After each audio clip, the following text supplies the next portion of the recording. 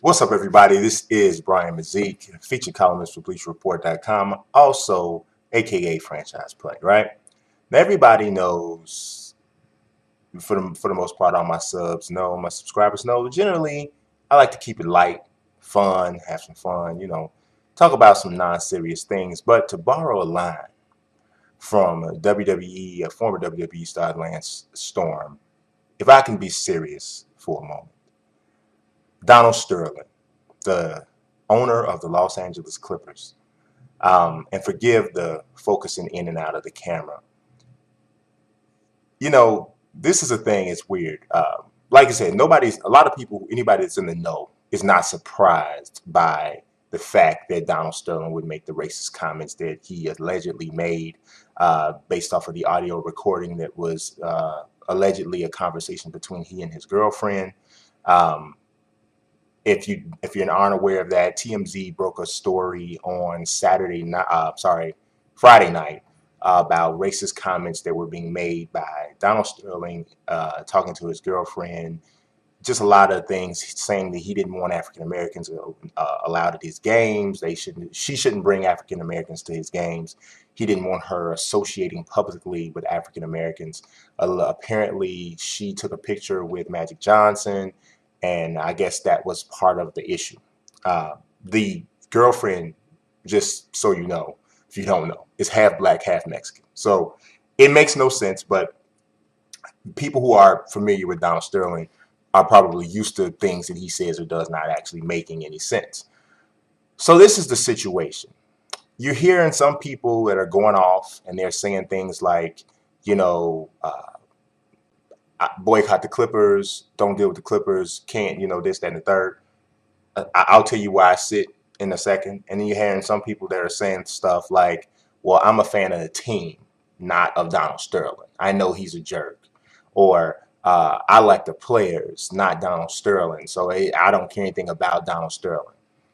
Um, I'll tell you, for me, as much as I love Blake Griffin, as much as I love Doc Rivers, as much as I love Chris Paul, as much as I love DeAndre Jordan and those players, and just overall the whole, just the Clipper uprising from being like a nothing type of a team in the NBA, a joke more or less, to a real legitimate NBA Finals contender. As much as I love and respect what's happened with that team, uh, you cannot separate the two. If a person owns a team, okay, every piece of success that they enjoy, that team enjoys, is monetarily beneficial to the owner.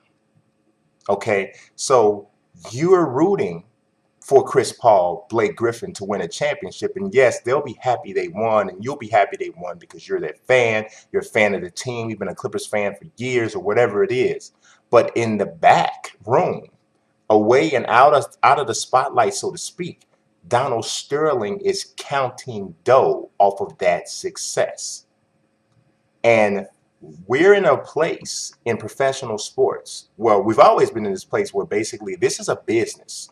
And if things are bad for business, they're usually taken away from the game, especially if they're associated with the behavior of a player.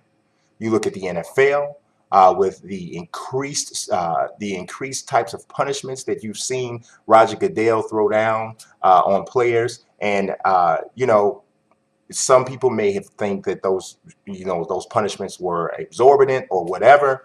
But I'll be honest with you, if you work for somebody and your behavior means or shows that you are making yourself a black eye or a bad representative of that business, the people or person or entity that owns that business has a right to say you no longer properly represent me and I don't want you working for me anymore.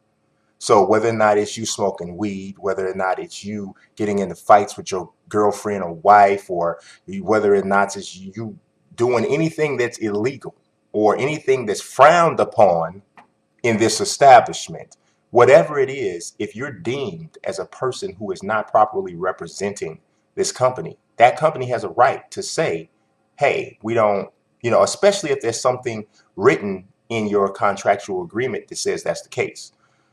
So these companies, these leagues have all pretty much put out that um, the owners, management, coaches, that sort of thing are being held to a higher standard, or supposed to be held to a higher standard than the players.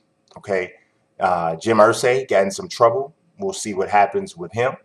I'm not saying what his issues are as bad. I mean, his issues are pretty much, you know, they're self-destructive more so than anything. But that should be addressed as well, because if it was a player, you'd obviously see it being addressed, and I think it will be. But in the NBA, we're looking at a situation where what happens is the owners hide behind the players are the front guys. The players and the coaches are the front guys.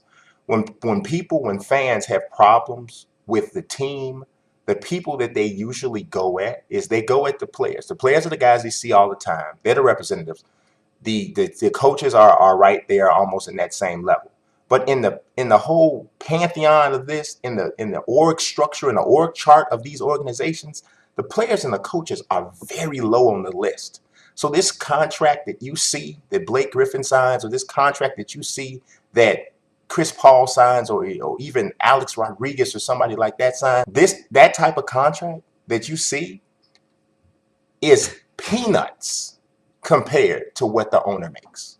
Okay, so the owner, think about it. If you have an employee that you can afford to pay $25 million a year, one employee, how much must you be making to be able to afford to pay that out? But yet, when it comes to free agency, when it comes to that type of thing, the only people that are being held to a standard of loyalty are the players. Small employees in the whole overall picture. So now I say all this to say, we see the J.R. Smiths and we see Aldon Smiths and bad day for Smiths, right? We see all of those people being, bludgeoned because of their bad behavior. And you'll never hear me say that a guy yelling bomb in an airport, or you'll